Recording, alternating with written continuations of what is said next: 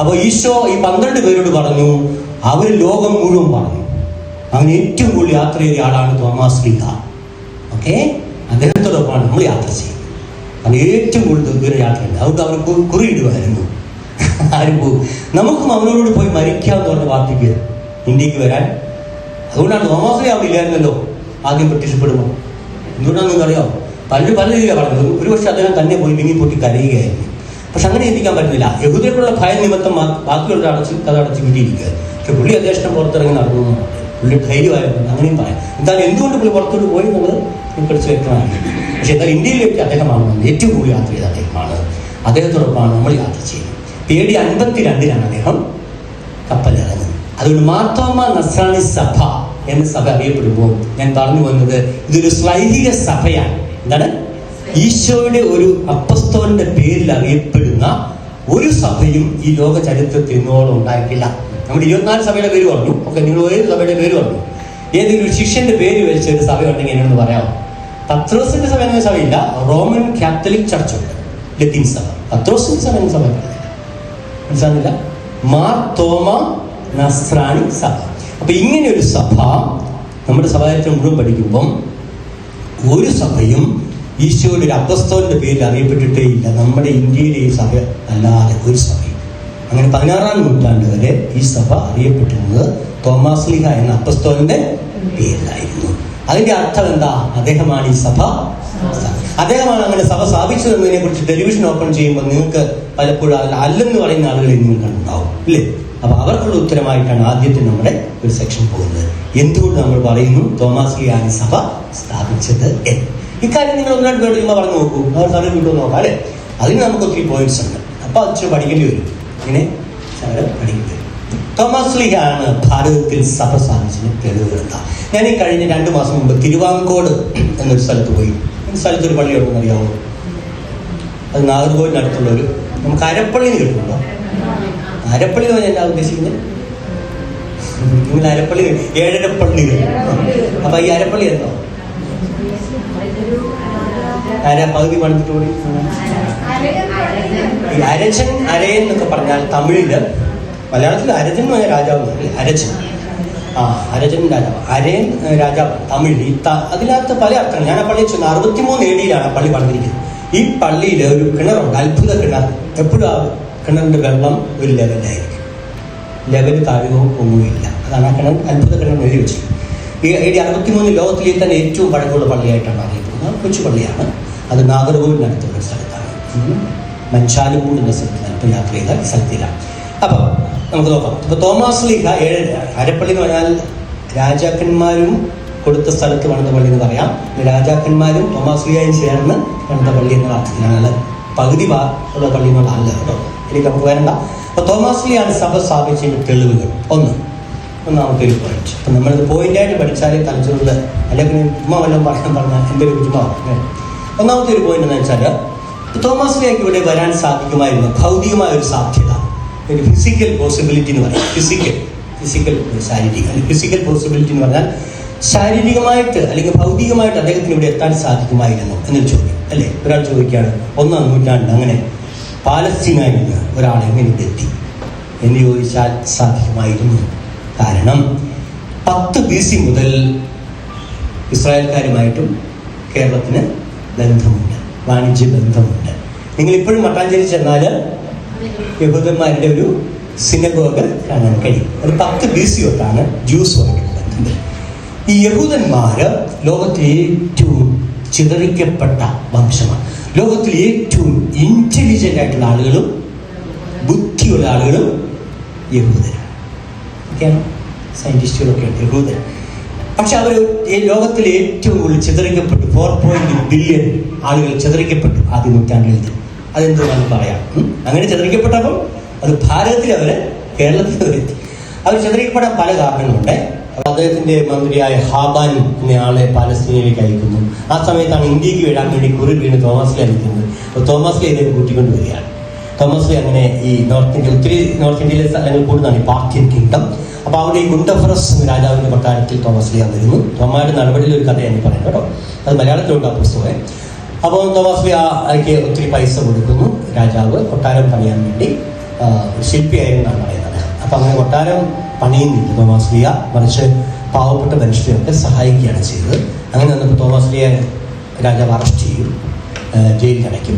ആ സമയത്ത് ഈ രാജാവിൻ്റെ സഹോദരൻ ഗാദ് എന്ന് പറഞ്ഞാൽ സ്വപ്നം ഉണ്ടാകും. മരിച്ചിട്ടാണെന്ന് പറയുന്നു, അല്ലാതെ ഈ സ്വപ്നത്തിൽ സ്വർഗത്തിലൊരു സുന്ദരമായ കൊട്ടാരം കാണുകയാണ് ഈ രാജാവിൻ്റെ സഹോദരൻ. എന്നിട്ട് രാജാവിനോടൊന്ന് പറയും, തോമസ് ലീഹ റിലീസ് ചെയ്യാൻ പറയും. കൊട്ടാരം പറഞ്ഞിരിക്കുന്നു ഇവിടെ അല്ല, മോളിൽ സുന്ദരമായ കൊട്ടാരം തോമസ് ലീഹ പണിതിട്ടുണ്ടെന്ന് പറയും. അപ്പോൾ ഈ രാജകുടുംബം മാനസാന്തരപ്പെട്ട് സ്നാനം സ്വീകരിക്കും. എന്നിട്ട് പിന്നീട് ഇന്ത്യയിലേക്ക് വരുന്ന, പിന്നെ ഭാരതത്തിലേക്ക് വരുന്നതായിട്ടാണ് കഥ വരുന്നത്. മീൻസ് സൗത്ത് ഇന്ത്യയിൽ ഇങ്ങനെ ഈ കഥകൾ പോകുന്നു, മനസ്സിലാണല്ലോ. പക്ഷെ കഥകൾക്ക് അതിനകത്ത് ഈ ഗുണ്ടഫറസ് ഒരു രാജാവ് ഉണ്ടായിരുന്നതായിട്ട് തെളിയിക്കപ്പെട്ടിട്ടുണ്ട്. കാരണം നമ്മൾ ഈ ഭൂമിയെ കുഴിച്ച് ചെല്ലുമ്പം അവർ അണർത്തി ചെയ്യുന്ന ചില നാണയങ്ങൾ അല്ലേ, നാണയങ്ങളിലൊക്കെ ഗാന്ധിജിയുടെ ഫോട്ടോ ഇല്ലേ, എത്ര വർഷം കഴിഞ്ഞാലും ഗാന്ധിജിയുടെ ഫലമൊക്കെ ആ നാണയത്തിൽ കിടക്കത്തില്ലേ, അങ്ങനെ ചില കാര്യങ്ങൾ അവശേഷിച്ച് ചില സംഭവം കിടക്കും. അപ്പോൾ ഇദ്ദേഹത്തിൻ്റെയാണ് ഈ നാണയത്തിൽ ഗുണ്ടഫറസിൻ്റെ നാണയം കിട്ടിയിട്ടുണ്ട്. അപ്പോൾ ഗുണ്ടഫറസ് ഒരു രാജാവ് ഉണ്ടായിരുന്നു. തോമസ് അവിടെ വന്നോ കൊട്ടാരം പറഞ്ഞോ. പിന്നെ നിങ്ങൾ ഓർത്തിരിക്കേണ്ട ഒരു കാര്യം, ഇങ്ങനെയുള്ള ചില ഐതിഹ്യങ്ങൾ, അതിലൊരു സംഭവം ഒരു മാറ്റം കൊടുക്കാനുണ്ട്. അതുകൊണ്ട് ഐതിഹ്യം കളയാൻ പറ്റത്തില്ല. തോമസ് ലീഹ വന്നു, ഇങ്ങനെയോ വന്നു, പക്ഷേ ഈ കഥ ഇതുപോലെ ശരിയാണോ എന്ന് ചോദിച്ചാൽ നമുക്ക് അറിയത്തില്ല. അതിൻ്റെ ഉള്ളിലോട്ട് സംഭവിക്കുന്നു എന്ന് പറഞ്ഞാൽ നമ്മുടെ ഈ കഥകൾക്കകത്ത് ഒക്കെ കാര്യമുണ്ട്. ആ കഥ അങ്ങനെ തള്ളിക്കളയാൻ പറ്റത്തില്ല. അപ്പോൾ അത് വേണം. അപ്പോൾ അപ്രമാണിക രചനകൾ കിട്ടിയോ? 3 കിട്ടിയോ? പോയിന്റ്സ് മറന്നുപോലെ എക്സ്പ്ലനേഷൻ കുറച്ച് മറന്നുപോയാലും മൂന്നാമത്തെ അപ്പോൾ 3 പറഞ്ഞല്ലേ, 3 പറഞ്ഞില്ലേ, 3 തെളിവുകൾ പറഞ്ഞില്ലേ. 4ാമത്തെ തെളിവ് ആരാധനക്രമ തെളിവുകൾ, ലിറ്റർജിക്കൽ എവിഡൻസ്. ഇപ്പൊ ജൂലൈ 3 എന്തെങ്കിലും ആഘോഷിക്കുന്നുണ്ടോ? ഈ ദുഖറാന എന്ന് പറഞ്ഞാൽ എന്താ വാക്കിന്റെ അർത്ഥം? ഓർമ്മ. എന്തിന്റെ ഓർമ്മ? തോമസ് ലീഹ മരണം. അത് അപ്പൊ അതൊരു തെളിവല്ലേ? തോമസ് ലീഹ മരിച്ചു. എവിടെ മരിച്ചു, എവിടെ അടക്കി? ലോകത്തിൽ വേറെ ഒരു സ്ഥലവും ക്ലെയിം ചെയ്യുന്നില്ല, ഇന്ത്യയിൽ ഒരു സ്ഥലം മാത്രമാണ്. അതെവിടെ? അപ്പം ലിറ്ററേച്ചർ എവിഡൻസ് പറഞ്ഞാല് പാശ്ചാത്യ പൗരസ്ത്യ ആരാധനാക്രമങ്ങളിൽ തോമസ് ലീഹയെ സ്മരിക്കുന്നുണ്ട്. അദ്ദേഹത്തിന്റെ രക്തസാക്ഷിത്വം ജൂലൈ 3 സംഭവിച്ചതായി സഭ അനുസ്മരിക്കുന്നുണ്ട്. അങ്ങനെ ചുമ്മാ അനുസ്മരിക്കാൻ പറ്റുമോ? നമ്മുടെ സഭയിലുമുണ്ട്, പാശ്ചാത്യ സഭയിലുമുണ്ട്. അതിന്റെ അർത്ഥം എന്താ? തോമസ് ലീഹ രക്തസാക്ഷിയായി.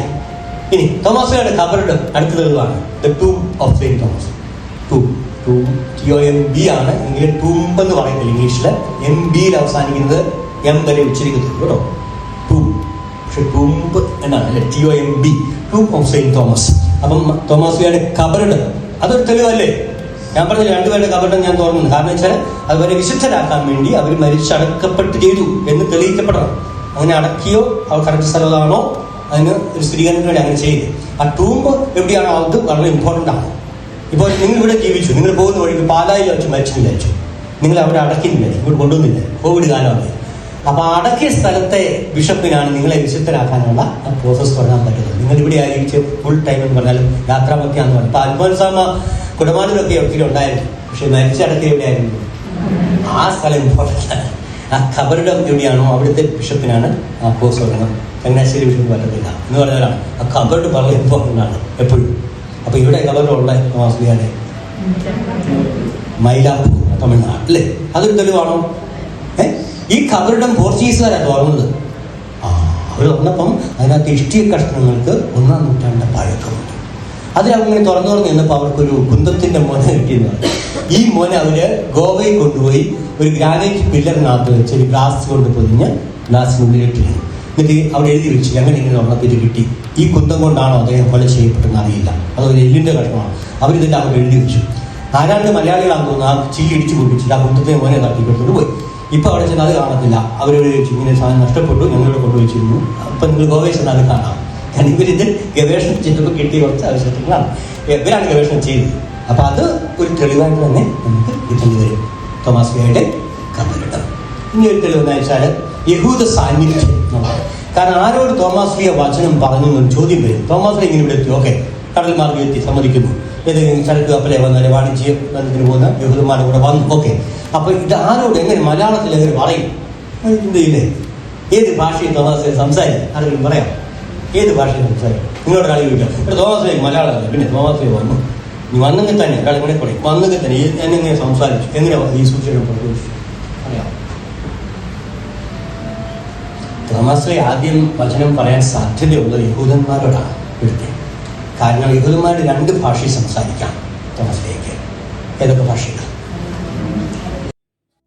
ഡിജിറ്റൽ യുഗത്തിലെ സുവിശേഷ പ്രഘോഷണത്തിനും വചന പഠനത്തിനുമായി വചനവയൽ ഒരുക്കുന്ന ആപ്പ് ബിബ്ലിയ. www.biblia.in എന്ന സൈറ്റിലും പ്ലേ സ്റ്റോറിലും ബിബ്ലിയ ആപ്പ് ലഭിക്കുന്നതാണ്. ഉൽപ്പത്തി മുതൽ വെളിപാട് വരെ ഇംഗ്ലീഷിലും മലയാളത്തിലും 1 വർഷം കൊണ്ട് ബൈബിൾ മുഴുവനും വായിക്കുവാൻ സഹായിക്കുന്ന ബൈബിൾ നഴ്സറി, സഭയെ അടുത്തറിയുവാനുള്ള സഭാ കളരി, വിഷയാധിഷ്ഠിതമായി വീഡിയോകൾ ലഭിക്കുവാനും അപ്ലോഡ് ചെയ്യുവാനും സഹായിക്കുന്ന വീഡിയോ ഹബ്, വീഡിയോ ബുക്ക്, 3 ലക്ഷത്തിൽ പരം ചോദ്യോത്തരങ്ങളുടെ ശേഖരമുള്ള 250-ൽ പരം ഈ ബുക്കുകളുടെ പുസ്തകശാല, ഒരേ സമയം 100 കണക്കിന് ക്വിസ് മത്സരങ്ങൾ സംഘടിപ്പിക്കുവാൻ സഹായിക്കുന്ന ക്വിസ് പ്ലാറ്റ്ഫോം ദബാർ. ഈ നവമാധ്യമ അപ്പസ്തോലേറ്റിൽ പങ്കുചേരാൻ ഇന്ന് തന്നെ ഗൂഗിൾ പ്ലേ സ്റ്റോറിൽ നിന്നും ബിബ്ലിയ ആപ്പ് ഡൗൺലോഡ് ചെയ്യുക.